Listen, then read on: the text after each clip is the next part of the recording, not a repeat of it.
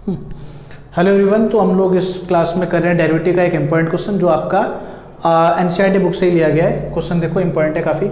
Question में हमें given है if y is equal to a sin log x plus b cos log x then prove x square y2 plus x y1 plus y is equal to 0। यहाँ पे y1 और y2 इसमें first और second derivative denote कर रहे हैं। मतलब y1 का मतलब हो गया dy बाई dx और y2 का मतलब हो गया डी स्क्वायर वाई अपॉन में डी एक्स स्क्वायर। ठीक है, तो ये इस एक्सप्रेशन को ऐसे भी लिख के दे सकता था x square d square y upon में डी एक्स स्क्वायर प्लस का x d y by d x plus y is equal to 0।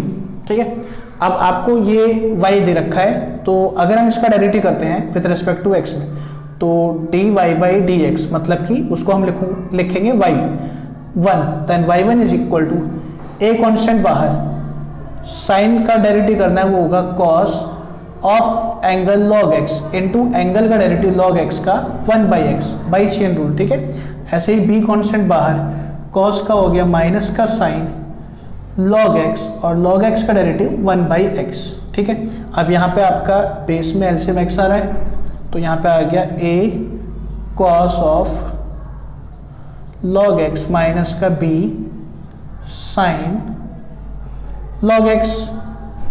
इसको मल्टीप्लाई में लेके जाते हैं क्योंकि आपको मल्टीप्लाई में ही प्रूफ करना है एक्स वाई वन। तो आ गया एक्स इंटू में y one is equal to a cos of log x minus b sine of log x.